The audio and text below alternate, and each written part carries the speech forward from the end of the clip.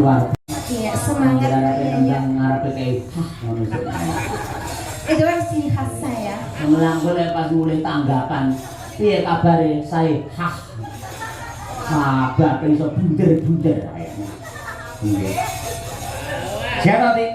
Sehat. Alhamdulillah sehat selalu. Anak-anaknya lah ya sami sukses di sekolah. Iya, sukses alhamdulillah berkat doa saya. Loh, saya ini ibu yang sangat solehah loh untuk anak-anak saya. Doa saya tuh tembus langit ke-7. Wah iya. Tembus langit 7 bablah ning neraka jahanam. Ayo, aku yang ngomongnya ditiru ana mahasiswa aku lho.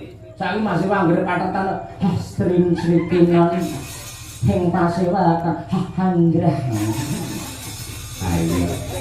Ayo usume ngangge ha saiki. Hastrin Srikinon ngono ya. Haleng-leng ayo. Hamiat. Ayo. Ilailo itu. Iya, karyanipun Bapak Tek Sutejo. Ayo. Jadi sak bisa-bisa mung dilihat cak bagus, gandeng kita menggunakan karya-karya orang lain untuk menghargai karya tersebut diatur iki karyane iki ngono. Tek Sutejo. Ayo. Yen lagu gandrung iki wis sapa wae? Kae Pak Anjarani. Waduh gila. Bisa kanca-kanca. Ora iso ngono kuwi. Kowe anggere kok jalu bangsa lawas-lawas. Kanca-kanca yang lahir Udakara taun 1876. Wis sepuluh-sepuluh.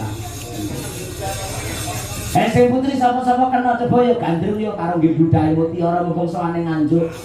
Ya, gandrung iki lek sapa? Ayo, coba. Surya pendemungi mumpung jotos-jotos iki. Jotos lainnya. Terus ini mendemungi bergas tegas penuh dengan stamina lho.